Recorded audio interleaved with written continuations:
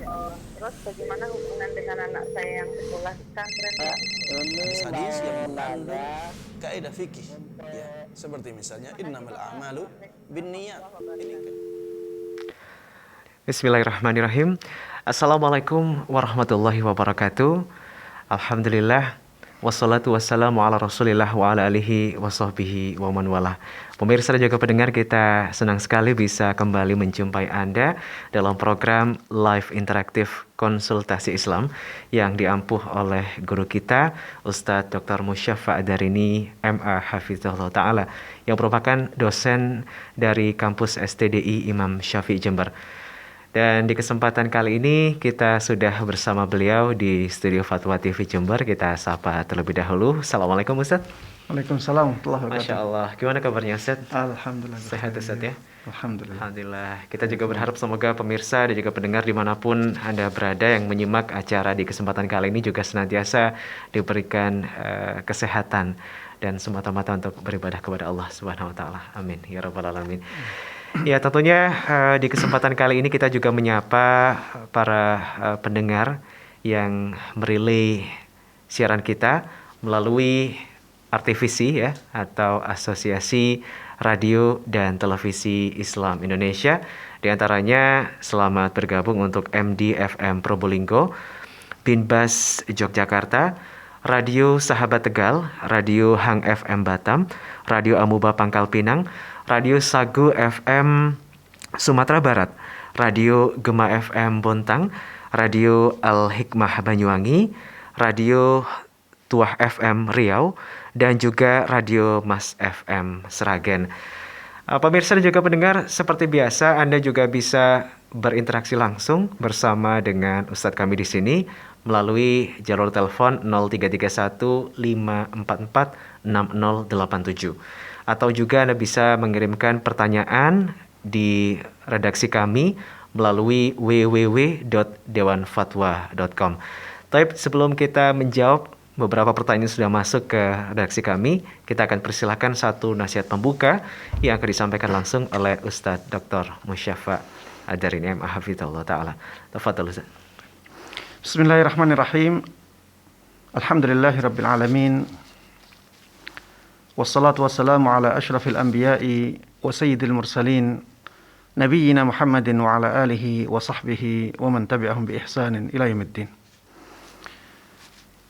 Para pemirsa Fatwa TV yang semoga dimuliakan dan dirahmati oleh Allah Subhanahu wa taala, begitu pula seluruh kaum muslimin dan kaum muslimat dimanapun Anda berada.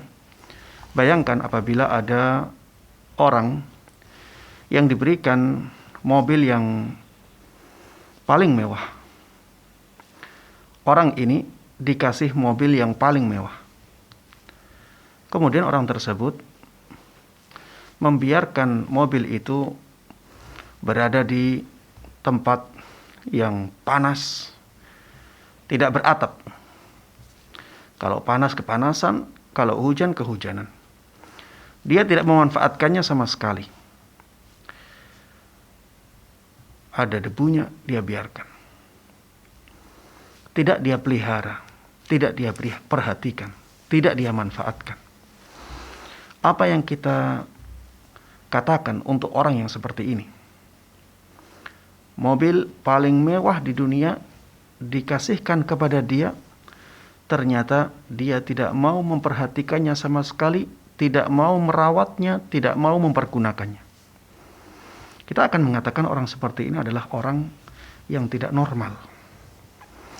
Orang yang menyia-nyiakan sesuatu yang sangat berharga sekali. Orang yang berada dalam kerugian yang nyata. Harusnya dia bisa dapat keuntungan yang besar dari mobil tersebut. Dia tidak mau mengambilnya. Jemaah sekalian rahimani wa rahimakumullah.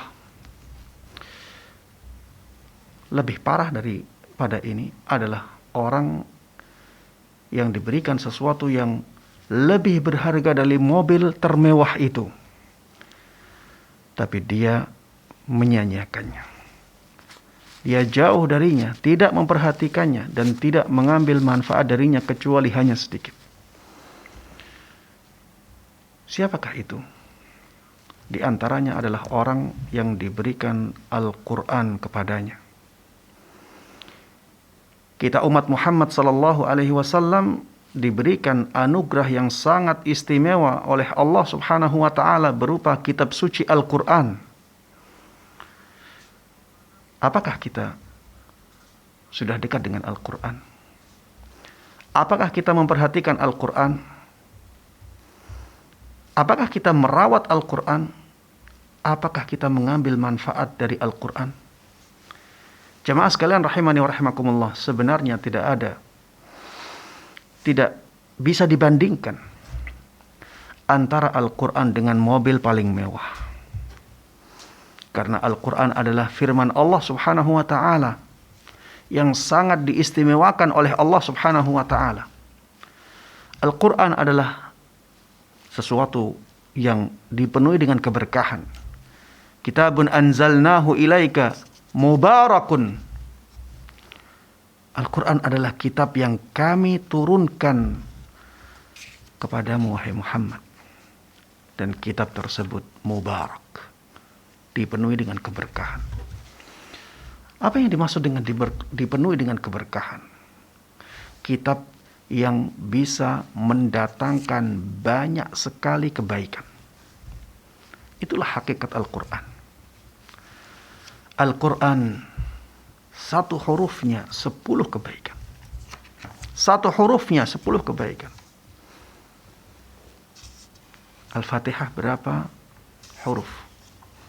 Kita baca dalam beberapa detik. Bismillahirrahmanirrahim. Siapa yang tahu berapa huruf? Banyak sekali hurufnya. Setiap hurufnya 10 kebaikan. Apakah ada kitab Allah yang seperti ini selain Al-Quran? Tidak ada. Kitab Injil, kitab Taurat, kitab Zabur, kitab-kitab yang lainnya. Tidak ada yang punya keistimewaan seperti ini. Kitab Al-Quran adalah kitab yang menjadikan orang sangat mulia di sisi Allah Subhanahu wa ta'ala. Dalam sebuah hadisnya Rasulullah sallallahu alaihi wasallam mengatakan, "Innallaha yarfa'u bihadzal kitabi aqwaman." Sesungguhnya Allah Subhanahu wa taala bisa mengangkat derajat banyak kaum dengan kitab ini, dengan Al-Qur'an. Makanya orang yang paling baik di antaranya adalah man ta'allamal Qur'ana wa 'allamah. Kata Rasulullah sallallahu alaihi wasallam, khairukum man ta'allamal Qur'ana wa 'allamah. Orang yang paling baik dari kalian adalah orang yang mempelajari Al-Qur'an dan mengajarkan Al-Qur'an. Bahkan Rasulullah sallallahu alaihi wasallam dalam hadis yang lain mengatakan, "Inna lillahi ahlina minan nas." Sesungguhnya Allah Subhanahu wa taala punya keluarga dari bangsa manusia. Ketika Rasulullah sallallahu alaihi wasallam ditanya, "Man hum ya Rasulullah?" Siapakah mereka wahai Rasulullah sallallahu alaihi wasallam? Rasulullah sallallahu alaihi wasallam mengatakan, "Hum ahlul Qur'an, ahlullahi wa khassatuh." Mereka adalah ahli Quran. Merekalah keluarga Allah, merekalah orang-orang istimewanya Allah Subhanahu wa taala. Al-Quran mendatangkan kemuliaan yang sangat luar biasa. Al-mahiru bil Qur'ani ma'as safaratil kiramil bararah. Orang yang mahir dengan Al-Quran akan bersama dengan para malaikat yang sangat mulia di sisi Allah Subhanahu wa ta'ala. Di dalam syurga ahlul Quran diminta untuk membaca satu ayat satu tingkatan, satu ayat satu tingkatan, satu ayat satu tingkatan. Menunjukkan bahwa ahlul Quran di syurga Allah Subhanahu wa ta'ala mendapatkan derajat yang sangat tinggi. Jamaah sekalian rahimani wa rahimakumullah, tidak ada yang seperti Al-Quran yang dijaga oleh Allah Subhanahu wa ta'ala sampai akhir zaman nanti. Tidak mungkin ditambah, tidak mungkin dikurangi, tidak mungkin dihilangkan sama sekali. Itulah Al-Quran. Jamaah sekalian rahimani wa rahimakumullah, Allah telah memudahkan Al-Quran untuk kita hafal. Walaqad yassarnal Qur'ana lidzikri fahal min muddakir. Kami benar-benar telah memudahkan Al-Quran untuk diingat. Tidakkah ada orang yang mengambil pelajaran dari ini? Anak-anak kecil banyak yang sudah hafal Al-Quran. Apakah ada kitab selain Al-Quran yang seperti ini? Jemaah sekalian rahimani wa rahimakumullah, apakah ada suara yang kalau kita dengar terus menerus kita tidak bosan? Al-Quran. Kita terus mendengarnya tidak bosan. Al-Fatihah dibaca tiap hari, dikumandangkan oleh imam. Ketika sholat jahriyah, sholat maghrib, sholat isya, sholat subuh, pernahkah kita merasa bosan mendengarkan Al-Fatihah? Tidak ada selain Al-Quran yang seperti ini. Tidak ada yang bahasanya lebih tinggi daripada Al-Quran. Jemaah sekalian, Al-Quran sangat luar biasa. Apakah kita sudah memperhatikannya? Apakah kita sudah merawatnya di hati kita? Apakah kita sudah mengambil manfaat darinya? Kalau belum, maka ubahlah keadaan kita. Mari kita introspeksi. Kita telah diberikan Al-Quran oleh Allah Subhanahu wa ta'ala, sesuatu yang sangat istimewa. Jangan sampai kita menyanyiakannya. Mari kita menghafalkan Al-Quran semampu kita. Mari kita pelajari isi dari Al-Quran. Dan mari kita terapkan isi Al-Quran dalam kehidupan kita. Demikian pesan singkat ini. Mudah-mudahan bermanfaat dan diberkahi oleh Allah Subhanahu wa ta'ala. Amin amin ya rabbal alamin. Amin ya rabbal alamin. Masya Allah. Jazakumullahu khairan Ustaz atas satu nasihat pembuka yang disampaikan untuk membuka kebersamaan kita di kesempatan kali ini. Tentunya semoga ini menambah kecintaan kita pemirsa dan juga pendengar kepada Al-Quran yang tentunya kita mungkin luput untuk membacanya dalam waktu yang dekat ini ya. Baik, kita akan persilahkan sekali lagi untuk Anda yang ingin bergabung dan juga bertanya secara langsung kepada Ustadz berkaitan dengan konsultasi Islam. Tentunya silakan di 0331 544 6087. Dan Taib Ustadz, kita akan membacakan beberapa pertanyaan yang sudah masuk ke meja redaksi kami di www.dewanfatwa.com. Pertanyaan yang pertama Ustadz dari Bogor, Jawa Barat, dari seorang hamba Allah. Assalamualaikum Ustadz. Waalaikumsalam. Ustadz, bagaimana jika dahulu saya sering mengambil layangan putus? Itu kan termasuk barang temuan ya. Bagaimana jika layangan yang didapatkan itu digunakan sedangkan itu masih milik hak orang lain karena merupakan barang temuan? Dan bagaimana jika perbuatan itu semua dilakukan karena tidak mengetahui hukumnya, Ustadz? Taib, jemaah sekalian rahimani wa rahimakumullah, berkaitan dengan barang temuan ya. Tidak semua barang temuan itu hukumnya sama, ya. Para ulama membagi barang temuan menjadi dua, ya.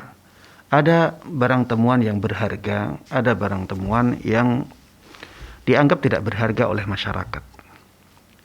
Pada barang-barang temuan yang berharga, ya, para ulama menjelaskan tentang hukumnya berdasarkan dalil-dalil yang datang dalam masalah ini, bahwa orang yang menemukan barang temuan yang berharga, dia harus menjaganya selama setahun.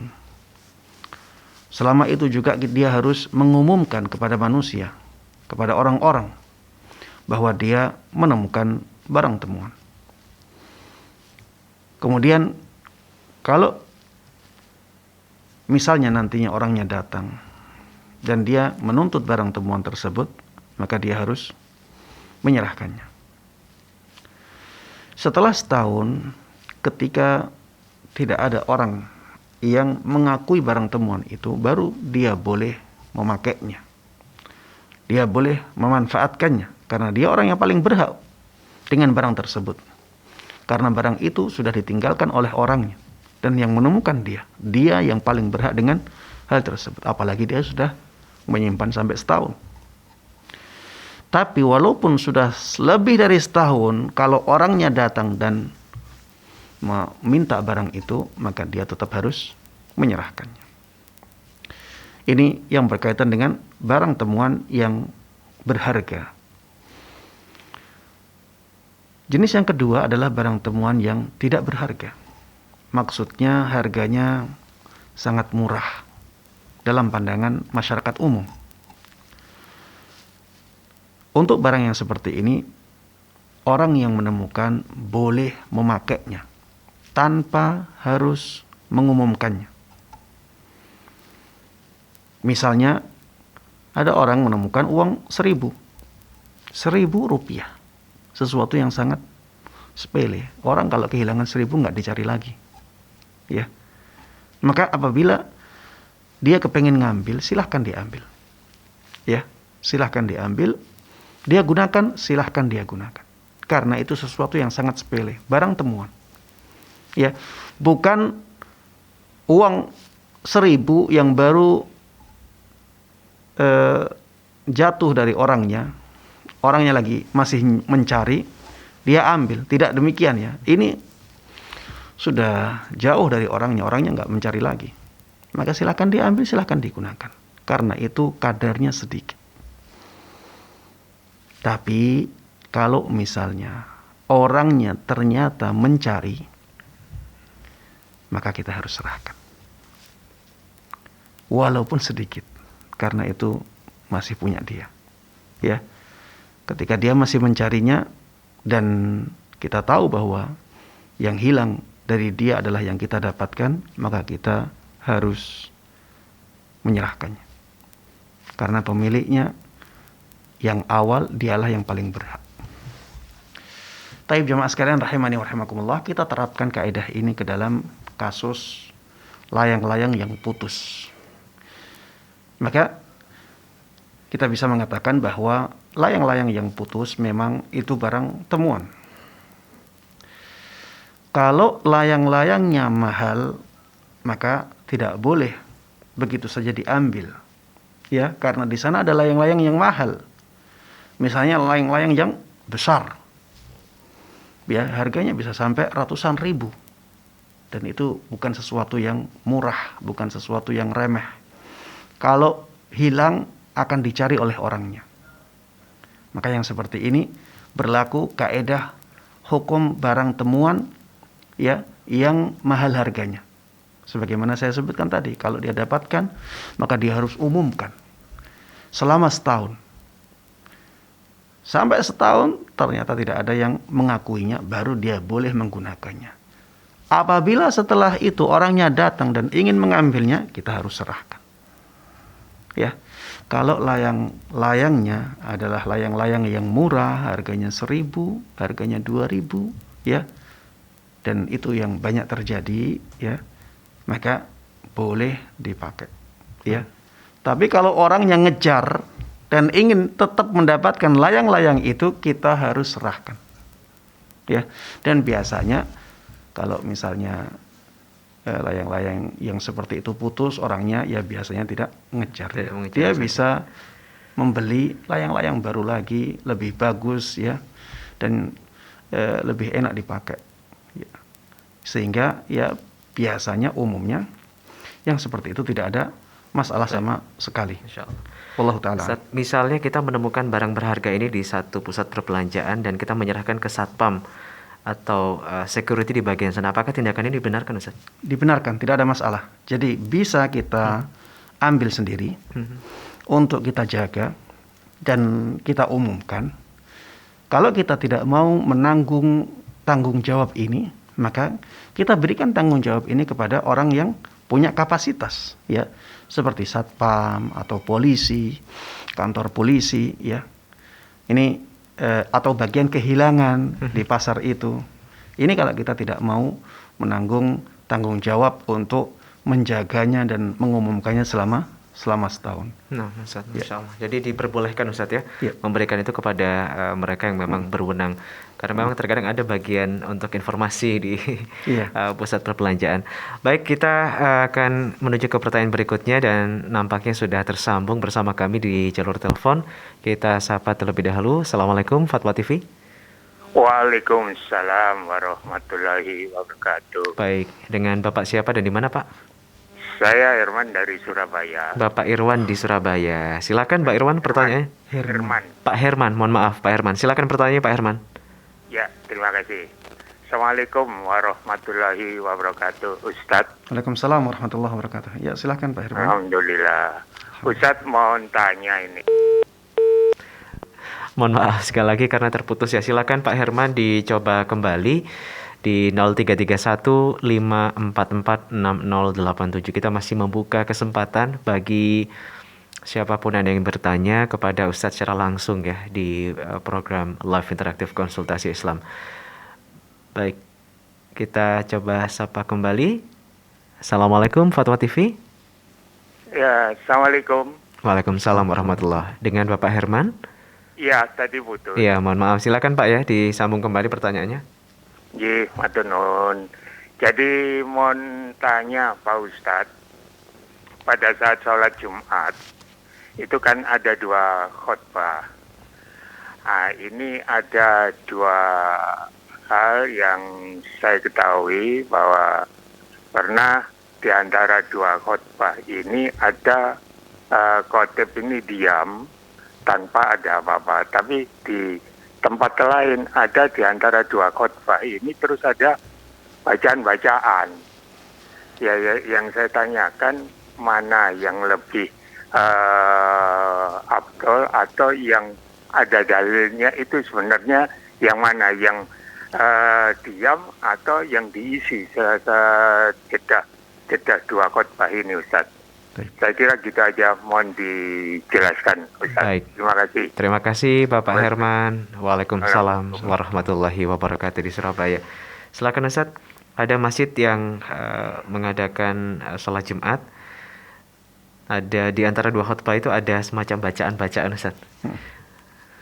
Baik, jemaah sekalian rahimani rahimakumullah, ya. Apakah yang lebih sesuai dengan tuntunan itu yang hening, tidak ada suara dari Bilal, ya istilah muadzin ya, ataukah yang ada bacaan-bacaan di tengah-tengah khutbah, ya ketika khutbahnya sedang istirahat?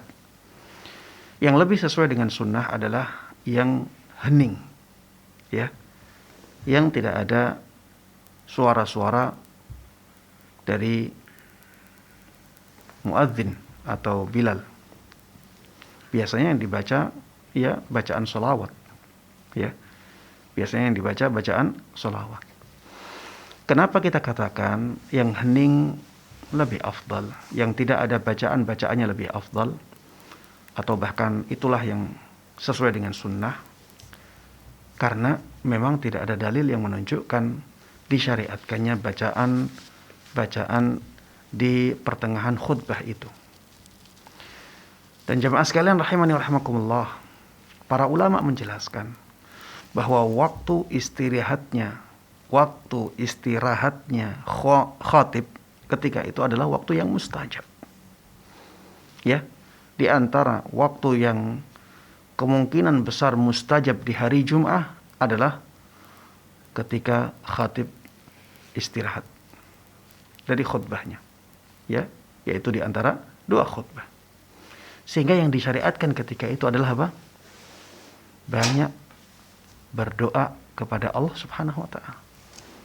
Apalagi biasanya ya sebelum khatib istirahat, khatib itu memerintahkan kita untuk banyak beristighfar.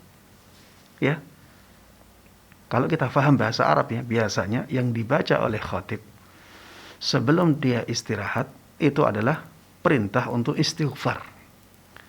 Bukan perintah untuk membaca sholawat. Ya.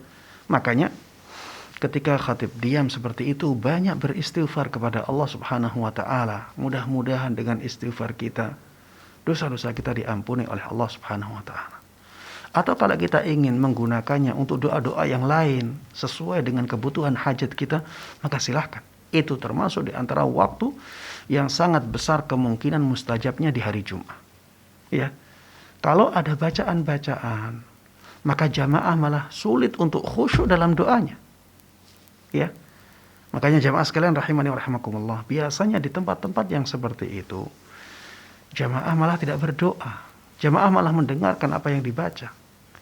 Padahal itu waktu yang mustajab untuk berdoa. Dan ini termasuk di antara bukti perkataan sebagian ulama salaf, tidaklah suatu bid'ah hidup kecuali ada sunnah yang dimatikan. Ya. Tidaklah suatu bid'ah hidup kecuali ada sunnah yang dimatikan. Ketika dihidupkan ini, amalan ini, dan amalan ini tidak ada tuntunannya dari Nabi kita Muhammad sallallahu alaihi wasallam, sunnah memperbanyak doa di waktu itu menjadi hilang. Hanya orang-orang yang tahu sunnah yang dia tetap banyak berdoa di waktu itu, walaupun terganggu dengan suara. Tapi orang-orang awam, banyak dari mereka yang menyangka bacaan itu untuk didengarkan. Akhirnya mereka tidak menggunakannya untuk berdoa. Ya, jemaah sekalian rahimani wa rahimakumullah, kalau kita masih ragu dengan keterangan atau penjelasan seperti ini, silahkan ditanya kepada mereka apa dalil bacaan itu ya dianjurkan untuk dibaca ketika itu. Tanyakan kepada mereka apakah Rasulullah sallallahu alaihi wasallam dahulu melakukannya. Apakah ada sahabat Nabi Muhammad sallallahu alaihi wasallam yang melakukannya? Bukankah Rasulullah sallallahu alaihi wasallam dahulu salat Jum'ah? Bukankah para sahabat salat Jum'ah? Bukankah Rasulullah sallallahu alaihi wasallam bisa memerintahkan salah seorang sahabatnya melakukan itu? Bukankah sahabat-sahabat sebelumnya juga mampu memerintahkan orang untuk melakukan itu? Tapi kenapa mereka tidak melakukannya? Ya, silakan ditanyakan kepada mereka. Dari situ kita akan tahu bahwa yang ada di zaman Nabi Muhammad sallallahu alaihi wasallam adalah keheningan di antara dua khutbah. Ketika khatib istirahat, maka para jamaah memperbanyak membaca doa karena itu adalah salah satu waktu yang kemungkinan besar sangat mustajab. Wallahu ta'ala. Baik Ustaz, jazakallahu khairan Ustaz atas jawaban antum untuk saudara kita Bapak Herman di Surabaya. Baik, kita ke pertanyaan berikutnya. Kembali kami bacakan yang sudah masuk ke redaksi. Ada Ibu Wiwi Suhartini di Yogyakarta, tepatnya di Kabupaten Sleman. Assalamualaikum warahmatullahi wabarakatuh Ustaz. Ustaz, mohon maaf sebelumnya, saya sudah berumur 52 tahun, sudah tidak menstruasi hampir 1 tahun. Tetapi terkadang ada tanda flek, dan menurut dokter, kalau tidak ada keluhan di perut, kemungkinan ini adalah gangguan hormon di rahim. Nah, yang saya tanyakan Ustaz, bagaimana dengan status sholat saya Ustaz? Selama ini saya berhenti sholat ya biasanya sekitar kurang lebih 2 hari, karena takut itu adalah darah menstruasi. Mohon penjelasannya Ustaz, jazakallahu khairan. Baik, jemaah sekalian rahimani wa rahimakumullah, apabila ada flek ya. Flek ini dalam bahasa Arab al-qudrah. Kaf dal ra ta marbutah. Ya, qudrah. Apabila ada flek ya di selain waktu haid, maka flek itu dianggap bukan haid. Dan termasuk waktu di luar haid adalah ketika waktu haidnya sudah berhenti karena usia, ya, sudah 50 tahun. Biasanya orang dalam usia ini memang haidnya berhenti. Apalagi sudah setahun tidak haid, kemudian keluar flek. Maka ini kudrah, ini hukum kudrah atau hukum flek yang keluar di luar waktu haid. Maka kaedahnya dia tidak dianggap sama sekali.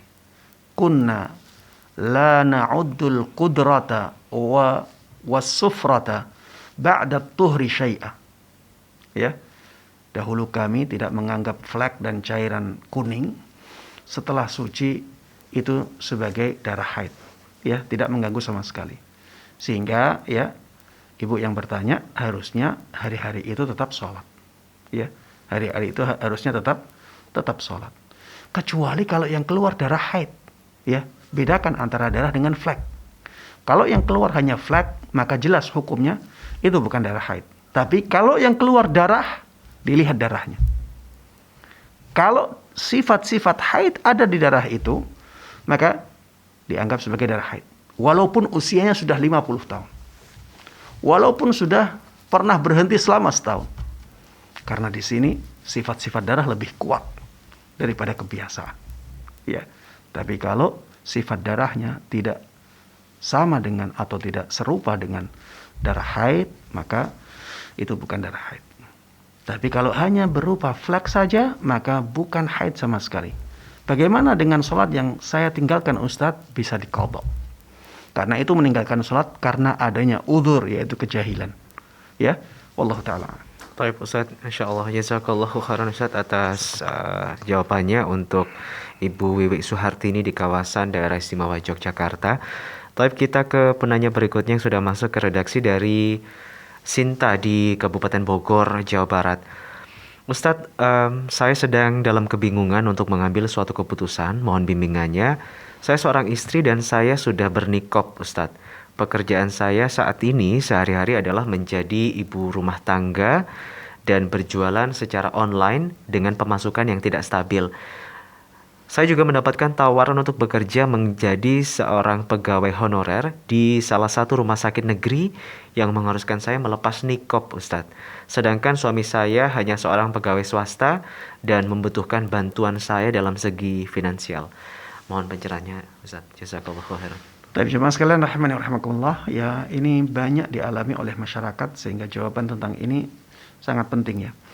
Pertama jemaah sekalian rahimani wa rahimakumullah, sebenarnya tanggung jawab nafkah itu tanggung jawab penuh seorang kepala rumah tangga, yaitu seorang suami atau seorang ayah. Sehingga seorang ibu ya tidak punya kewajiban untuk menafkahi keluarganya. Tidak ada tuntutan. Ya, itu kewajiban penuh seorang suami atau seorang ayah. Seorang ibu atau seorang istri sama sekali tidak diwajibkan oleh syariat untuk membantu suaminya dalam bekerja. Seorang suami, seorang ayah harus sadar akan hal ini dengan sadar yang sesungguhnya, ya. Jadi tidak boleh seorang suami memerintahkan istrinya atau memaksa istrinya untuk membantu dia dalam menafkahi keluarga. Karena syariat tidak memberikan kewajiban itu sama sekali. Harusnya itu adalah hak seorang istri, bukan kewajiban seorang istri. Taib. Ini yang pertama. Yang kedua jemaah sekalian rahimani wa rahimakumullah, niqab. Menurut pendapat yang saya lihat lebih kuat, tidak wajib bagi seorang perempuan. Ya. Itu pendapat yang saya lihat lebih kuat. Namun dia merupakan sesuatu yang sangat dianjurkan bagi kaum wanita. Maka sebisa mungkin kaum wanita memakai niqab. Dan ini merupakan amalan ibadah yang sangat agung di sisi Allah Subhanahu wa taala. Selama wanita memakai niqabnya, maka dia mendapatkan pahala dari Allah Subhanahu wa taala karena dia menjalankan anjuran dalam syariat Islam. Sehingga apabila wanita ini atau saudari kita ingin menerima tawaran tersebut selama di rumah sakit tidak ada hal-hal yang bertentangan dengan syariat, maka sebenarnya dibolehkan. Tapi saran saya tidak usah diterima. Kenapa? Ustadz, suami sangat membutuhkan bantuan finansial. Kita katakan itu bukan kewajiban istri. Ya, itu bukan kewajiban istri. Bahkan kalau ada istri, dia dibolehkan oleh suaminya untuk bekerja. Uang yang dihasilkan oleh istri itu hak istri penuh. Suami tidak boleh mengambilnya. Ya, maka lebih baik bekerja dari rumah, ya, dan mempertahankan niqab. Karena dengan begitu seorang istri akan lebih selamat, lebih terawat, kemudian lebih besar pahalanya di sisi Allah Subhanahu wa taala. Solusinya adalah dengan meningkatkan usaha bisnis online-nya. Ya. Kalau selama ini bisnis online-nya kurang maju, maka berpikirlah bagaimana bisnis online tersebut bisa lebih baik lagi. Dengan pengalaman-pengalaman yang semakin hari semakin bertambah, insya Allah ya, hal itu bisa bermanfaat untuk bisnis online-nya. Ya, demikian wallahu taala a'lam. Masya Allah, jazakallahu khairan Ustaz atas satu nasihatnya untuk saudara kita Sinta di Kabupaten Bogor, Jawa Barat. Ustaz, kita ke penanya berikutnya di jalur telepon. Assalamualaikum Fatwa TV. Waalaikumsalam warahmatullahi wabarakatuh. Dari Bapak siapa di mana Pak? Dari hamba Allah dari Riau. Hamba Allah di Riau. Baik, silakan Bapak pertanyaannya. Assalamualaikum Ustaz. Waalaikumsalam warahmatullahi wabarakatuh. Ustaz dan kru TV Fatwa dan kaum muslimin lainnya, beri Allah kesehatan. Amin. Amin ya Allah. Ini pertanyaan Pak Ustaz, sholat 4 rakaat sebelum sholat asar tuh boleh diamalkan tuh Pak Ustaz? 4 rakaat sebelum sholat asar setelah azan tuh Ustaz. Ya. Itu saja, Bapak. Yang kedua boleh Ustaz, Ustaz? Ya, silakan. Ya, beri Allah. Zikir Pak Ustaz, zikir setelah sholat Jumat Pak Ustaz. Apakah sama dengan zikir-zikir sholat fardu lainnya Pak Ustaz? Baik. Terima kasih banyak Pak Ustaz. Assalamualaikum warahmatullahi wabarakatuh. Waalaikumsalam warahmatullahi wabarakatuh dari hamba Allah di Riau. Ada 2 pertanyaan Ustaz. Yang pertama, sholat 4 rakaat sebelum asar. Bagaimana Ustaz? Ya. Hadis yang menjadi dasar sholat 4 rakaat sebelum asar diperselisihkan oleh para ulama tentang derajatnya. Ya. Ada yang melemahkan, ada yang menghasankan. Dan di antara yang menghasankan adalah Syekh Albani, ya, Syekh Muhammad Nasiruddin Al-Albani rahimahullahu taala. Beliau menghasankan hadis rahimallahu ra'an shalla qabla al-'asri arba'ah. Semoga Allah merahmati seseorang yang salat sebelum asar 4 rakaat. Ya. Ini ya dihasankan oleh Syekh Albani rahimahullahu taala, dan selama ini yang saya jadikan sebagai sandaran adalah perkataan beliau, ya, sehingga kalau ada kesempatan ya saya akan sholat 4 rakaat sebelum asar. Taib. Bagi yang meyakini bahwa hadisnya lemah, maka dia tidak boleh mengamalkan amalan ini berdasarkan hadis yang lemah itu. Tapi dia masih boleh mengamalkan sholat sunnah mutlak. Ya, sholat sunnah mutlak. Karena dalam sabdanya yang lain, Rasulullah sallallahu alaihi wasallam mengatakan, ma bainal adhanaini salatun. Ya. Jadi antara 2 adzan itu ada sholat. 2 adzan maksudnya adalah adzan dan iqamah. Tapi kalau kita terapkan hadis ini di sholat asar, berarti tidak ada batasan rakaatnya. Bisa 2 rakaat, bisa 4 rakaat, bisa 6 rakaat. Dan jadinya sholat sunnah mutlak. Ya. Sholat sunnah mutlak yang ada di antara dua adzan. Ya. Ini seperti sholat sebelum sholat isya. Ya, sholat sunnah sebelum sholat isya. Tidak ada hadis khusus yang menjelaskan masalah itu. Sehingga pendapat yang lebih kuat dalam masalah itu adalah bahwa kita dibolehkan sholat antara 2 adzan di sholat isya dengan tanpa batasan rakaat. Bisa 2, bisa 4, bisa 6, dan seterusnya. Demikian Allah Ta'ala alam.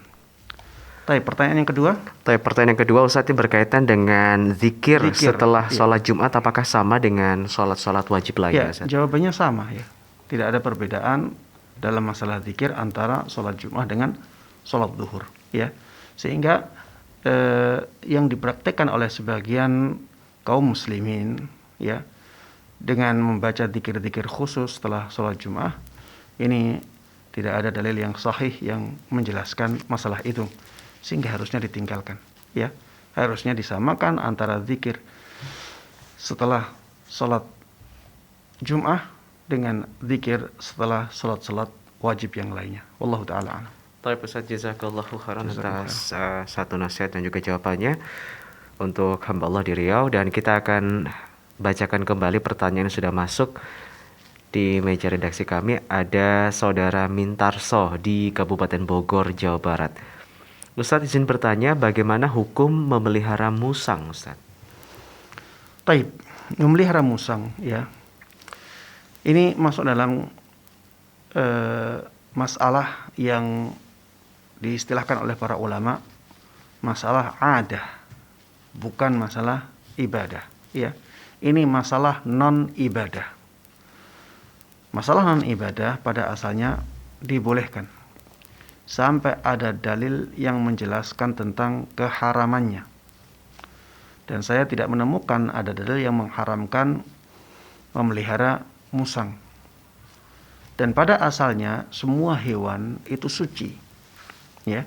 Pada asalnya semua hewan itu suci. Sampai ada dalil yang menjelaskan tentang kenajisannya. Kalau tidak ada dalil yang menunjukkan bahwa hewan tertentu itu najis, maka kita kembali ke hukum asal, yaitu suci. Sehingga musang itu suci, musang boleh dipegang, boleh dipelihara. Ya, wallahu taala a'lam.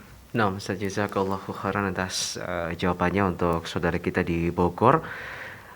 Kita akan bacakan pertanyaan berikutnya dari Abu Uwais di DKI Jakarta, tepatnya di Jakarta Timur. Assalamualaikum Ustadz, izin bertanya, apakah betul bahwa suara petir itu adalah dari cambuk malaikat yang menggerakkan awan untuk diturunkannya air hujan, Ustadz? Taib, petir ya. Nah, suara petir. Suaranya, gunturnya. Ya jemaah sekalian rahimani wa rahimakumullah, ketika saya baca masalah ini ya, ada penjelasan bahwa semua hadis yang menjelaskan masalah itu lemah. Ya. Semua hadis Nabi Muhammad sallallahu alaihi wasallam yang menjelaskan masalah itu lemah. Ada athar yang sahih dari sahabat Ibn Abbas radhiyallahu taala anhu yang menjelaskan masalah itu, bahwa suara petir itu suara malaikat. Ya, suara petir itu suara malaikat.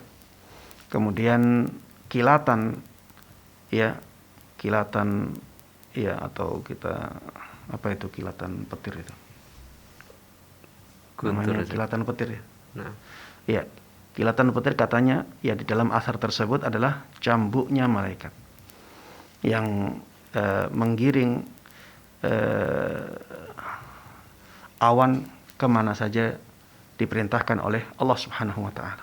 Asarnya kuat ya, asarnya kuat. Hanya saja para ulama berbeda pendapat dalam menyikapi asar ini. Ada sebagian ulama yang mengatakan bahwa karena asar ini adalah asar yang sahih dari sahabat Ibn Abbas radhiyallahu taala anhuma, maka kita terima saja. Dan ini sesuatu yang gaib. Dan kalau ada perkataan sahabat yang menjelaskan tentang sesuatu yang gaib, maka dia bisa dihukumi fi hukmil marfu', bisa dihukumi seperti perkataan Rasulullah sallallahu alaihi wasallam, karena tidak mungkin seorang sahabat mengarang-arang sendiri tentang sesuatu yang gaib, dan tidak ada sumber yang valid bagi seorang sahabat ya kecuali Rasulullah sallallahu alaihi wasallam dalam masalah-masalah yang seperti itu, ya, masalah-masalah gaib. Dan para sahabat tidak mungkin berbohong ya dalam masalah agama, sehingga mereka mengatakan, iya benar memang seperti itu.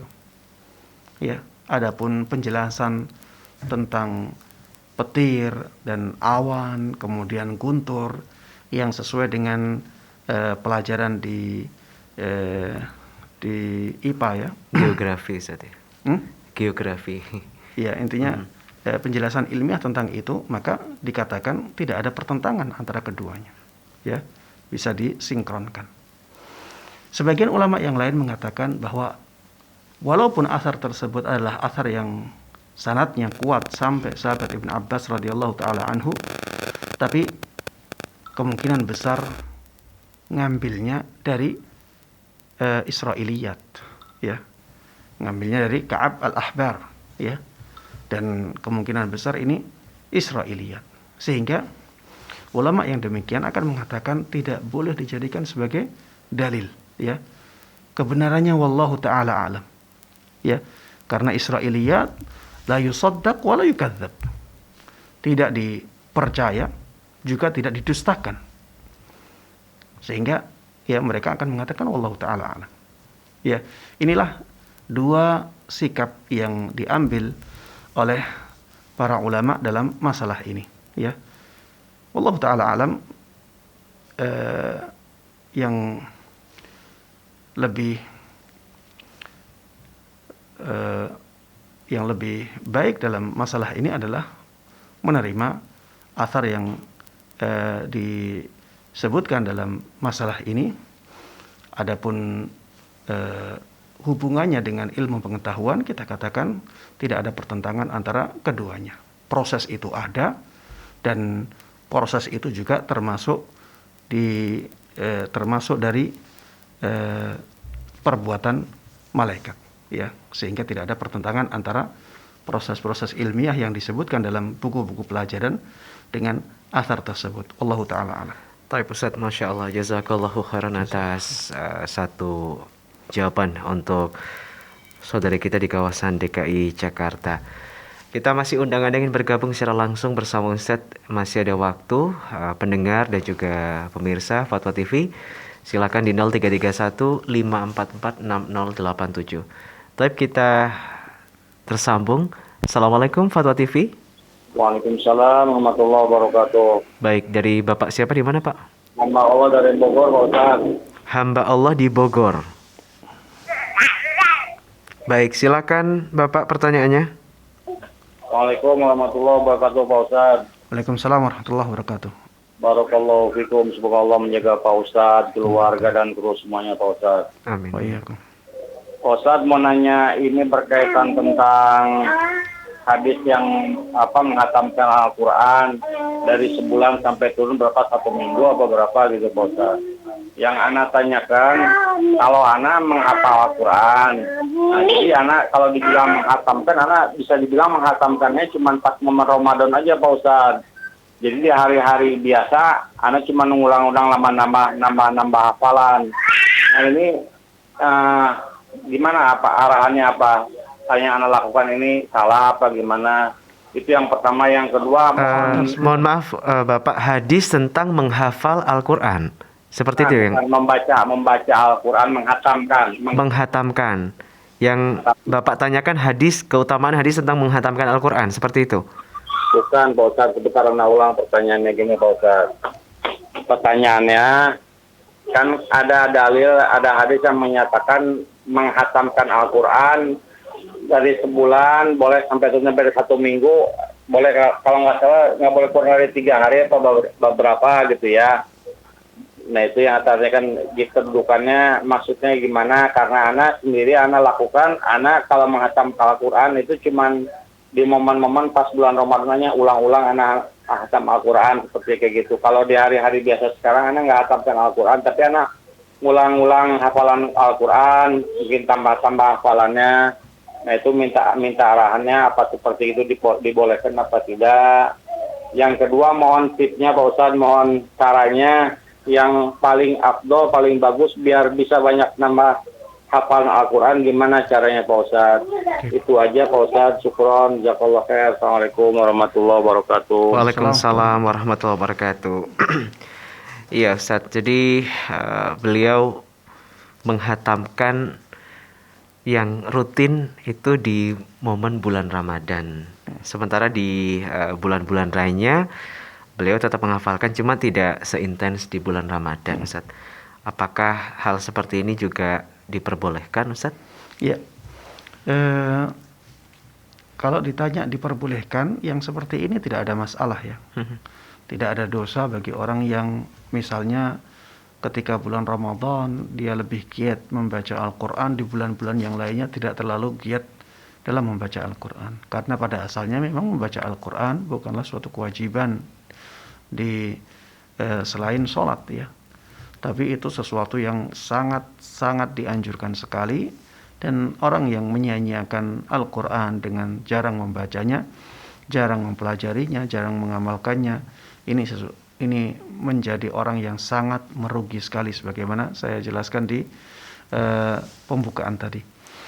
Kemudian kalau misalnya ya bisa merutinkan membaca Al-Quran walaupun sedikit di luar bulan Ramadan, maka itu yang paling baik ya.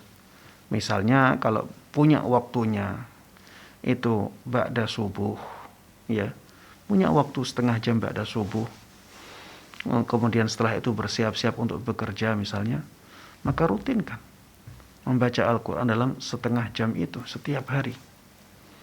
Walaupun di bulan Ramadan kita bisa menghatamkan Al-Quran, di bulan lain tidak bisa, maka tidak ada masalah ya. Itu juga yang dilakukan oleh para ulama di zaman dahulu. Mereka lebih semangat membaca Al-Quran di bulan Ramadan daripada bulan yang lainnya Ya, seperti Imam Syafi'i rahimahullahu taala, beliau di bulan Ramadan khatam sampai berapa? 60 kali. Adapun di bulan-bulan yang lainnya biasanya beliau khatamnya setiap hari ya. Kalau di bulan Ramadan setiap hari sampai 2 kali. Itu berarti menunjukkan ada perbedaan dalam kadar membaca Al-Quran antara di bulan Ramadan dengan di bulan yang lainnya. Karena memang bulan Ramadan adalah bulan Al-Quran dan bulan yang sangat dimuliakan oleh Allah Subhanahu wa taala, ya, maka ya kita memang dianjurkan untuk banyak membaca Al-Qur'an di bulan ini, ya. Kemudian bagaimana menghafal Al-Qur'an yang baik, ya. Menghafalkan Al-Qur'an yang baik, yang penting adalah continue-nya. Yang penting adalah continue. Kalau kita tidak continue dalam menghafal Al-Qur'an, maka kita akan sulit untuk bisa menghafalkan Al-Quran dari awal sampai akhir. Ya, kalau tidak continue, maka yang kita hafalkan akan lupa lagi. Maka ya continue ini sangat penting sekali. Harus istiqamah, ya, harus rutin, punya waktu khusus. Kemudian jemaah sekalian rahimani rahimakumullah, menghafalkan Al-Quran itu sebenarnya sederhana ya. Hanya pengulangan saja. Kalau misalnya kita standarnya mengulang 50 kali sudah hafal, maka lakukan itu pada setiap ayat. Ayat ini dibaca 50 kali, ayat ini dibaca 50 kali, ayat ini dibaca 50 kali. InsyaAllah kita akan mudah menghafalkannya. Kemudian pilih waktu yang cocok untuk menghafal. Biasanya waktu-waktu di saat kita pikirannya tenang. Seperti misalnya ketika bangun tidur. Baik bangun tidur di malam hari ataupun bangun tidur misalnya di sore hari. Biasanya waktu setelah bangun tidur itu waktu yang tenang, pikiran kita masih fresh, ketika itu mudah untuk kita gunakan dalam menghafal Al-Qur'an, ya. Kemudian ya banyak berdoa kepada Allah Subhanahu wa taala, kemudian cari teman-teman yang bisa sama-sama menghafal Al-Qur'an sehingga bisa saling menguatkan, saling menyemangati. Atau kalau bisa ya ada perlombaan untuk menghafalkan Al-Quran, siapa yang lebih cepat, siapa yang lebih mungkin, siapa yang lebih kuat hafalannya, siapa yang lebih sedikit salahnya, ya. Ada semacam lomba ya yang kita buat sendiri agar kita semangat dalam kebaikan itu. Demikian Allah Ta'ala. Nah Ustaz, Masya Allah, jazakallahu khairan Ustaz, untuk saudara kita hamba Allah di Bogor. Kita insya Allah ke pertanyaan terakhir Ustaz, ada waktu tersisa sekitar 5 menit dari saudari Dini Zainu Muslim di Blitar, Jawa Timur. Assalamualaikum Ustaz. Bagaimana jika kita sudah menolak laki-laki yang ingin melamarnya dikarenakan mereka dulunya menjalin hubungan haram, yakni berpacaran namun telah bertaubat. Alasan keduanya, laki-laki ini dinilai tidak memenuhi kriteria. Alasan ketiga, laki-laki ini pernah bersumpah ingin ke rumah perempuan untuk meminta maaf dan tidak membahas lamaran, tetapi perempuan tersebut menolaknya. Dan alasan berikutnya, laki-laki itu pernah menceritakan takwil mimpi yang dianggap sebagai jawaban dari istikharah. Mungkin mereka tidak berjodoh. Apabila di kemudian hari mereka menikah, bagaimana status pernikahannya, Ustaz?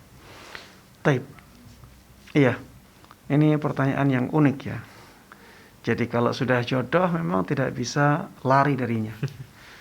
Taib. Kalau misalnya asalnya sudah pacaran, apakah berarti haram untuk menikah? Jawabannya tidak. Ya. Kalau misalnya ada orang pacaran, kemudian setelah itu dia ingin menikahi pacarnya, maka tidak ada masalah sama sekali. Yang masalah adalah pacarannya. Ya.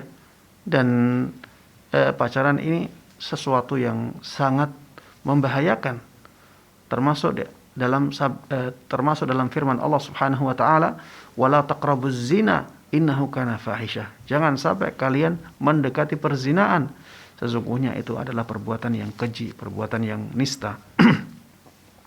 Wasa sabila, dan perzinaan adalah jalan yang sangat buruk. Pacaran bisa mengantarkan kepada perzinaan. Dan pacaran di zaman kita ini ya sangat mengkhawatirkan. Banyak yang karena pacaran akhirnya kehilangan keperawanan dengan tanpa apa-apa sama sekali, ya, dengan cuma-cuma. Ini kasihan, banyak yang menjadi korban dari laki-laki yang hidung belang atau buaya-buaya, ya, laki-laki yang sangat tidak menghormati wanita. Kemudian alasan bahwa dia pernah istikharah, kemudian jawabannya dinilai kurang baik, ya akhirnya tidak melanjutkan langkah berikutnya, kemudian pernah tidak mau didatangi, ya, tapi akhirnya menikah juga, maka tidak ada masalah, ya. Mungkin pernikahan itu adalah jawaban dari istikharahnya, ya, bisa jadi apa yang dia pikirkan itu salah. Yang benar adalah apa yang dimudahkan oleh Allah Subhanahu wa taala, yaitu pernikahannya. Berarti itu jawaban istikharahnya, karena Allah memudahkan dia untuk menikah padahal sebelumnya kelihatannya mustahil, ya. Wallahu taala alam. Masya Allah, kita doakan semoga tetap berjodoh, Ustaz, ya. Amin. Masya Allah, kami sampaikan terima kasih sekali lagi untuk seluruh pemirsa dan juga pendengar Fatwa TV dan juga media-media yang telah merilai program kami di kesempatan kali ini. Kami sampaikan terima kasih, jazakumullahu khairan. Jangan lupa untuk ikuti dan juga simak kajian live interaktif Fatwa TV dari hari Senin sampai dengan hari Jumat di jadwal yang telah diinformasikan. Untuk hal-hal terkait dengan Dewan Fatwa dan juga Fatwa TV, Anda bisa akses mendengar di www.dewanfatwa.com. Insyaallah kita berjumpa lagi di lain kesempatan untuk program live interaktif berikutnya. Terima kasih atas perhatian Anda dan Assalamualaikum warahmatullahi wabarakatuh. Terus bagaimana hubungan dengan anak saya yang sekolah di pesantren? Hadis yang mengandung kaidah fikih, ya, seperti misalnya innamal a'malu binniyat. Ini